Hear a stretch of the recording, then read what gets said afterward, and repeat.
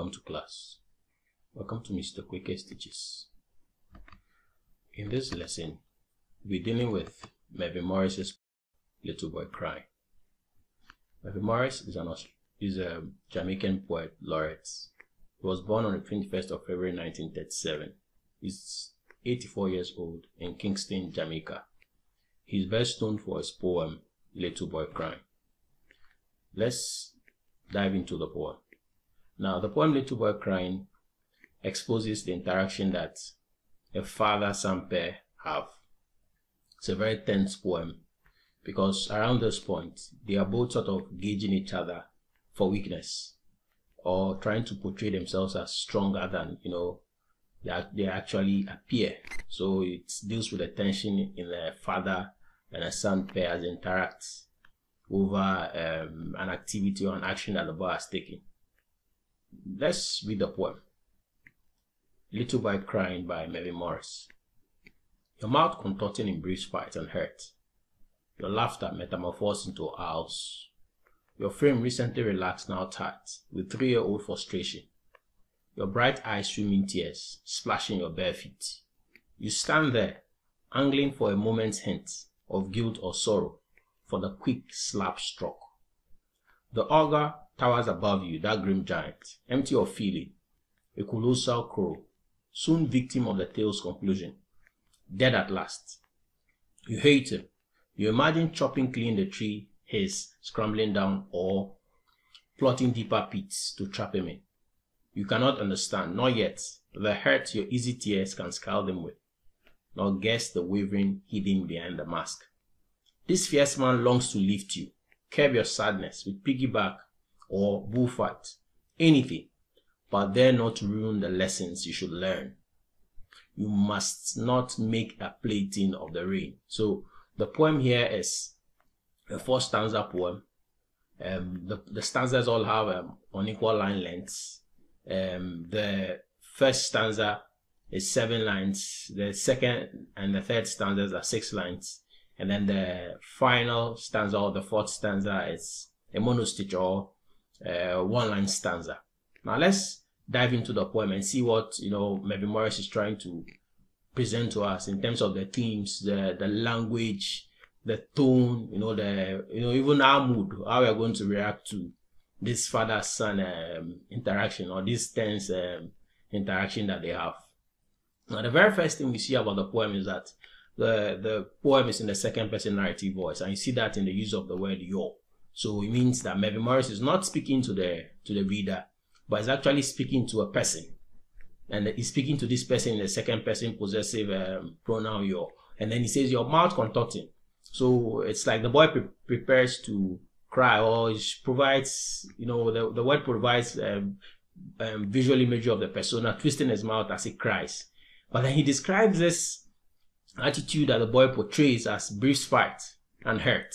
So brief there sort of understates the feeling of the boy, sort of makes it seem as if, yes, he understands that the boy has spite. That means he's willing to do him, harm, or he's willing to exert revenge. But he describes it as brief to make the reader also not to feel too much or put too much importance to the boy's action. And he also really exposes the nature of the boy or the general nature of children. He says that brief to show that the boy doesn't hold grudges or doesn't have the habit of holding grudges for too long. So very soon the boy is going to come around and the boy is going to forget it. Now, he says your laughter metamorphosed into howls. So we see here contrast to juxtaposition. He contrasts the boy's laughter to the boy to quickly metamorphosing into howls. So the use of the word laughter there shows that the boy released happy sounds, but then suddenly the sounds became vicious, loud noises, and the use of the howls also sort of presents the boy as like an animal, releasing animalistic sound. But Metamorphose tells us that this change that we see in the boy, or that he's trying to explain to us that the boy is sort of acting out, was very drastic and sudden. And it is important because when he says howls, we see here that the boy's laughter is one, because laughter cannot be multiple laughters. But then we see here that the howls were multiple. So it was howls that sort of ranged around in terms of its noise and its volume, disturbing the whole neighborhood. So the boy is like like an animal. So the boy is high pitched, it's very unrelenting, and it's very disturbing. And then he moves from the boy, the noise that the boy makes, to the boy's body or the boy's frame. He says, your frame recently relaxed, now tight. Again, another contrast. So just a while ago, the boy was relaxed, but now the boy's body is full of tension. And this is really striking because animals present something called a dimatic behavior. Now, dimatic behavior means that the animals present themselves as bigger than they are, larger than they are. They sort of flex their muscle to frighten or to ward off predators. And he sort of presents the boy as also doing this. So the boy is flexing his muscle to make himself appear larger, bigger, and stronger, to say, okay, I'm also ready to defend myself if there's a need for me to do that. He describes the boy's frustration, however, as 3-year-old frustration. This, first of all, exposes the boy's age, and again reinforces that idea that the boy, it's a little boy, and especially the use of the boy brief. Just like the boy's life is just a brief life, his frustrations are also 3-year-old. So he's not only 3-year-old, but then his frustrations are infantile. He doesn't understand the full meaning or the full power or what frustration really means. He continues that your bright eyes, swimming tears, splashing your bare feet. This is hyperbole. He exaggerates the way the boy cries. So to say it's swimming tears, like there's too much tears, and then splashing his bare feet. Now, this is really striking because Morris wants the reader to have a picture in the boy's, the reader to have a picture of the boy in their mind, that the boy is like a cartoon. The way cartoons cry and then their tears are splashing their feet. He's trying to tell us that the boy's tears are excessive, but then they are of no value. So they are splashing his bare feet. So the reader should be unsympathetic to the boy. They should just, move on and understand that this is just the boy's action to gain attention and nothing more. He continues that you stand there, hankering for a moment's end. Now, this is an important detail because he's trying to tell us what the boy is doing, or what the boy continues to do. The boy is angling, the boy is checking. And this presents the boy as very shrewd and tactful. So it's like somebody, is hurt, but then they sort of behave as if they are very hurt, but they are checking to see if, there's going to be any reaction. And the reaction that the boy wants from his father is to show guilt or sorrow. Guilt means that he wants his father to expose or to realize that he's done something wrong. The father has done something wrong. Why sorrow shows that he wants the father to physically express sadness and realize that I've done something wrong. Please forgive me. And then we see in the last, the last 4 words of the first stanza that the quick slap stroke. The repetition of the K sound is consonants because it provides auditory imagery, and then you blend it also with the sibilant sound of the slap stroke. Both of them combine to provide auditory imagery of the kind of slap that the boy was dealt. So it was loud and it was presumably painful. And that's the reason why the boy is crying. So we see, for example, that in the first stanza, Morris takes his time, sort of holds the reader in suspense until the very last line before he exposes the reason or reveals the reason why the boy is crying. So this is really, really tactful, and this is really, really smart by Morris. And this is important because, you see, when it comes to dealing with children, more often than not, fathers tend to gravitate towards violence. And here we see that the boy has been, there has been corporal punishment that has been exerted on the boy. Even though, in this modern age, people are so much against the corporal punishment, there's still the wide held belief that to sometimes make a child turn away or stop doing something wrong, you have to resort to corporal punishment. And that is what the father here does to the boy.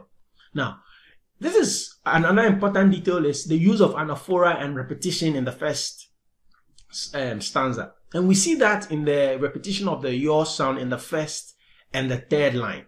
So that begins the stanza. But then we also see that your is also repeated multiple times in the body of the first stanza. I see that with your laughter, your brighter, your best. So here he's trying to repeat. That's repetition because we see that in the body of the text. Now, the blend of anaphora, which is also another form of repetition, and repetition itself It's very striking because he highlights to the reader that Morris is saying that the boy is the main focus of the poem. So all attention should be gravitated towards the boy, because the boy is the person that's the most important sort of person in the poem, and he wants him to realize that what is done is wrong. Now, there's also a sense that, you know, the reader does not exactly know where this poem is happening, if it's happening in Morris's head or he's speaking directly to the boy. But then, you know, as we continue in the poem, Morris is going to even reveal more details about this. Now, we also see the use of enjambment in the first stanza. You see that words flow from line to line, and we see "and hurt," you know, "eye swimming tears," "a moment's hint of." So we see that there's enjambment. The words blend into each other, and this is important because Morris is trying to expose to the reader that a father and son relationship, which is one of the most important themes of the poem, is continuous. It is never ending. It is unrelenting. They are like, you know, the threads of a cloth. They intertwine. And Morris also uses that to show us that in terms of their relationship, there's this detail of action-reaction. The boy acts and his father reacts. And that is why he uses the enjambment in the first stanza to expose to the reader that this is the nature of the father-son relationship. They are intertwined and they sort of feed off each other in terms of their relationship. In the second stanza of the poem, there's a shift. Morris shifts the point of view. When I say the point of view, yes, the poem still continues in the second person, which we are going to see in the repetition of you and you repeatedly in the second stanza. But in this instance, Mervyn MORRIS sort of steals into the head of the boy to tell the reader this is what is happening in the boy's head. You know, now the very first thing he says is that the ogre towers above you. So the word D there reveals that the subject in terms of Morris is familiar to the boy. The boy knows who he's dealing with.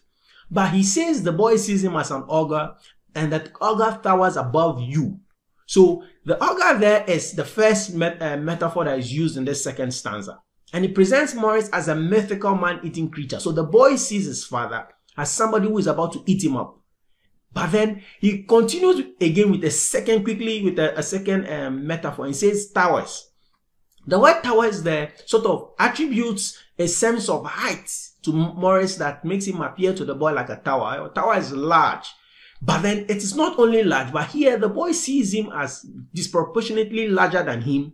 And then he also presents Morris as somebody who is close to the boy and is standing over him threateningly to collapse on him or to cause him more damage. Then he says that grim giant. Now, we see here, for example, that Morris doesn't speak to himself in the first person.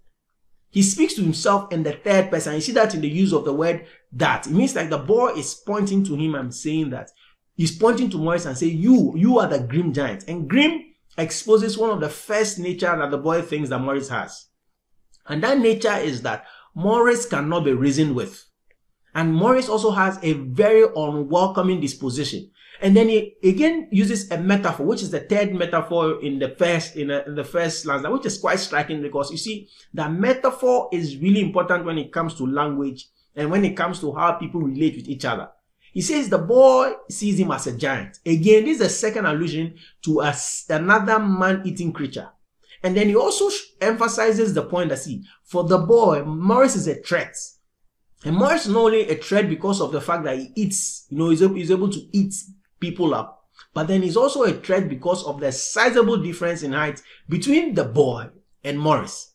You see, and so the boy sees Morris as somebody who, again, is empty of feeling, because he continues and says you are empty of feeling. That exposes the second nature of Morris that the boy sees. He says Morris is empty of feeling, and this highlights the fact that Morris cannot feel sympathy or empathy.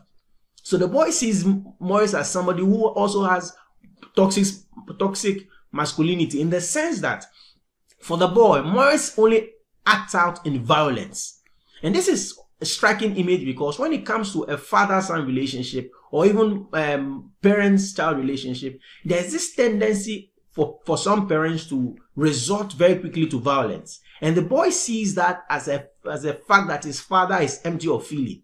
You know, and society has made it in such a way that as a parent or as a father, you have to show your strength with power. And so Morris, rather than, having a sort of a dialogue with the boy or speaking to the boy about what has happened, has resorted to violence. And the boy sees him as somebody that is empty of feeling. And he continues, a colossal cruel.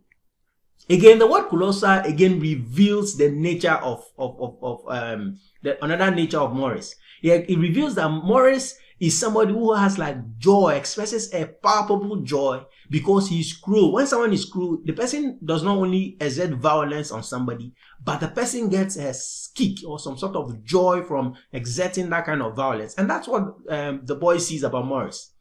You see, he says that there's this glee with which Morris acts, and it's colossal. That's a third, when it comes to the height again, the boy sees Morris in that way. Now, the repetition of the G sound in Grim Giant and the C sound in Colossal Crow combine together to produce auditory imagery of the noise that the boy hears from Morris, the threatening noise that the boy hears from Morris. Like Morris is a threat. Morris is someone who is ready to do violence. He continues that soon victim of the tale's conclusion. So for the boy, he realizes or he's come to the conclusion that very soon Morris is going to get what comes to him. And he sees Morris as a victim already because according to him, he's already made a plan and it's going to happen at the tale's conclusion. Now, the use of the word tales reveals that the boy sees the interaction as a story. So for him, this is not reality, but it's a book. There's an end to it. And when it comes to that conclusion, something is going to happen to his father, and that he says his father is going to be dead at last.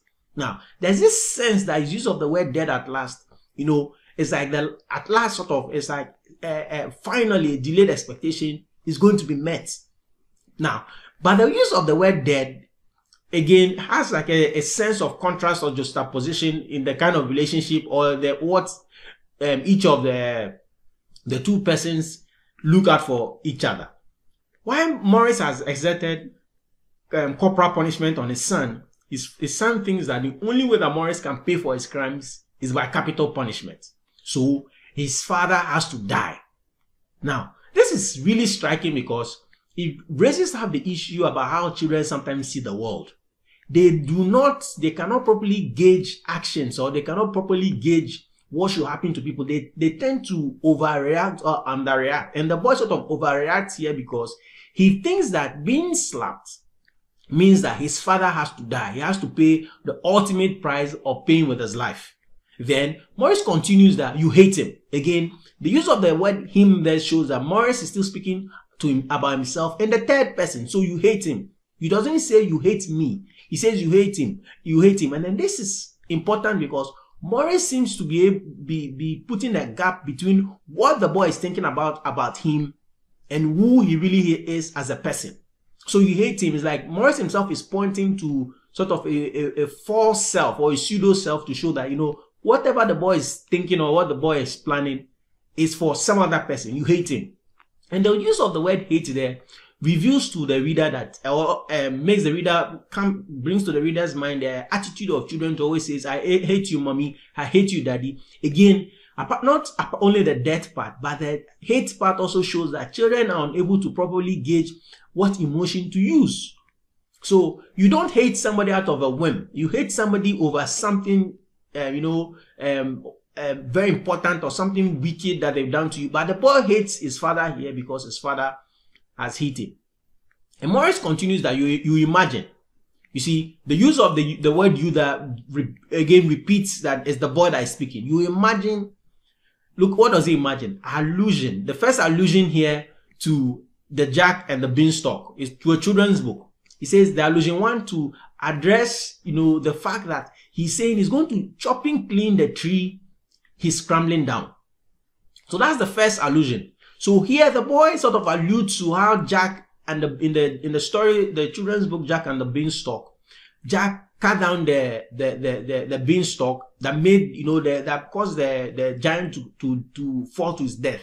He's saying that's the same attitude that's the same thing that's going to happen to his father. He's going to chop down the tree that his father is scrambling down from. And we also see the repetition of the C sound and the repetition of the T sound in chopping clean and in the tree. Now, both of them combine to produce auditory imagery of the boy cutting the tree down in his head. the sort of like the tree in his head, the mental tree of it that his father is scrambling down from. He's going to cut it down. And then he continues that, or, so there's an alternative plan for the boy has sort of set up, or if chopping clean doesn't work, then he's going to be plotting deeper pits to trap him in. That's the second allusion. And that's the second allusion is also an allusion to another story in the Jack series, Jack the Giant Slayer. In that story, for example, Jack digs a pit and then the giant that is sort of chasing him falls into the pit. So we see here that in the interaction between the father and son pair, the boy's plans are all gotten from a children's book. This tells you how limited in terms of, plans the boy had. But in the boy's head, these are very, very strategic plans. These are very mature plans. These are plans that are bound to work. We also see an important detail in this second stanza, the height difference. For the boy, that is really, really important. And this is important because when it comes to children, children have a very different worldview from grown-ups or from adults. Children tend to see the world larger than it is. And the boy sees his father as an ogre, as that towers above him, a giant, colossal. So all of these are references to the, the sizable size difference between the poet and his son. So that's how the boy sees Morris, as somebody who is very big, and as somebody who, in terms of the height difference, is just too enormous and huge. Now, this is an important detail again because we see that in the third stanza again, Morris again employs enjambment, scrambling down, or imagine chopping. So we see that again in this stanza, both of them, their lives continue to be intertwined, and then in the little boy's head, whatever he's doing is just flowing. His plots for him come with ease. Why? Because he's gotten all of it from children's book. In the third stanza, the point of view shifts. Now, the point of view shifts to Morris's point of view. Morris begins to explain to the reader or to the boy what's happening in his head. Now, the first thing he says is that you cannot understand. So he attributes a sense of ignorance to the boy's action and says, you are ignorant. You don't know what's happening. Not yet. Now, the use of not yet here tells us that Morris sees time as an important factor in the kind of relationship that he has with his son. So even though today, right now, the boy doesn't understand, over time, the boy is going to. And that is important because more often than not, when children are growing up, even as children, when parents give you, things to do or ask you to drop certain actions, you think the parents are just killjoys.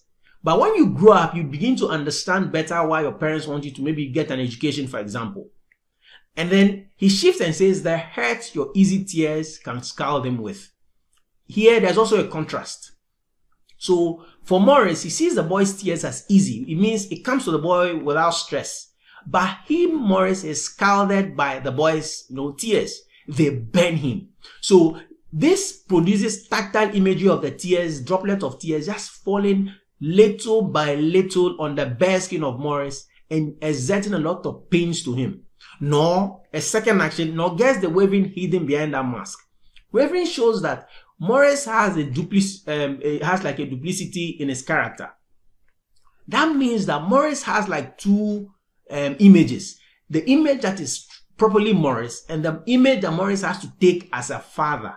Because as a father, he has to take in certain actions to make sure that he is able to discipline his son. And he says that he is wearing the mask. So when he says the mask, Morris is trying to expose to the reader with a metaphor that this is an achieved facial expression. So it could be a frown or a scowl or maybe a general, strong disposition to make his son realize that he's serious or it means business.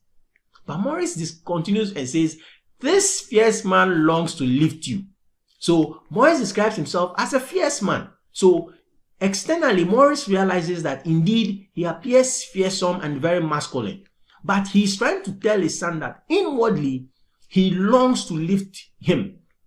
Now, the use of the word longs there is very striking because Morris is trying to expose to the reader that there is a deep, uncontrollable desire inside of him to lift his son up, to curb his sadness, curb also shows that Morris wants to go to the very source of the boy's sadness and stop it at source. He wants to stop the boy's sadness from its source. You see, so while the boy has all of these crazy ideas about his father has like an opposite idea to show him sort of crazy love. And he continues and says, with piggyback or bullfight. So he's willing to lift him. You see, contact, physical contact, piggyback, another physical contact, bullfight, another physical contact. So while the boy wants to create a space between him and his father by chopping clean the tree and by digging pits, Morris wants to lift his son up. All of these actions are going to reduce the size difference between the boy and his father, because lifting his son up will raise the boy to Morris's level.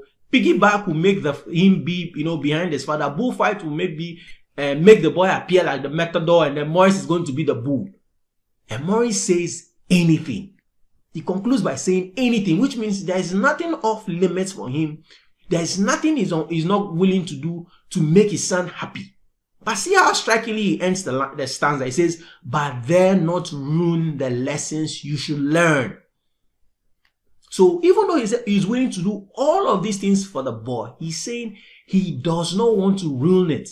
And this is important because Morris sort of thinks that his attitude towards his son is a very important determinant of how the boy grows or what the boy becomes.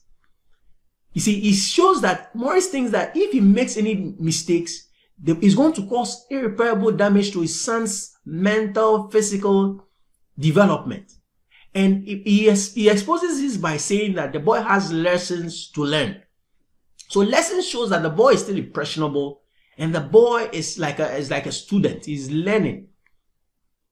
Now, again, we see that, again, there's also the use of enjambment. So the poem has like a lot of enjambment. We see the fusion of the words, anything but dare not ruin the lessons you should learn. So again, there's this constant interaction between the father and son pair, a back and forth, like a seesaw action between them. In the final stanza of the poem, Morris does something really important. And when it comes to writing for the GCSE or IGCSE, these are some of the details that fetch you the marks. In the last stanza, he says, you must not make a plaything of the rain. So why is this line very important and striking? Because the monostage or a single line stanza. And this reveals the reason why the boy was slapped in the first place. So there's this suspense. The reader is unsure of the reason why the boy was slapped until the very last line of the poem, which is the monostage. And because he uses a monostage or a single line stanza, this makes it stand out to the reader. It's like a short term of sorts, for want of a better word. And he continues and says that, the boy was slapped because he was playing in the rain. Now, this interaction is important because for the boy, he imagined that playing in the rain was something of fun that he had to engage in. But he reveals that there's a contrasting opinion, or there's a contrasting view that a parent and a child will look at, how a parent and a child will look at a single action.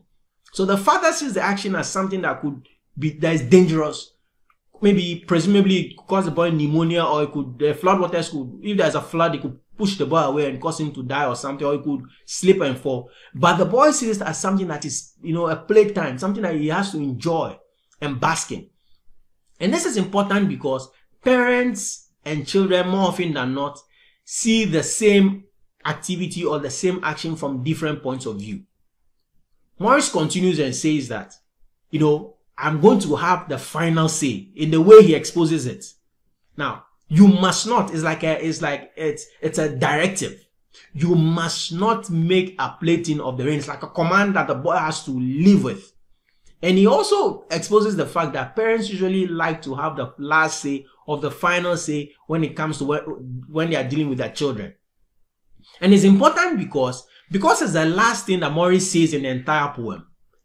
It sort of suggests that Morris doesn't want the reader to feel any sympathy for the boy. So the reader should be unsympathetic to the boy because the boy had done something wrong. And that is why he was sort of punished in the way that he was punished.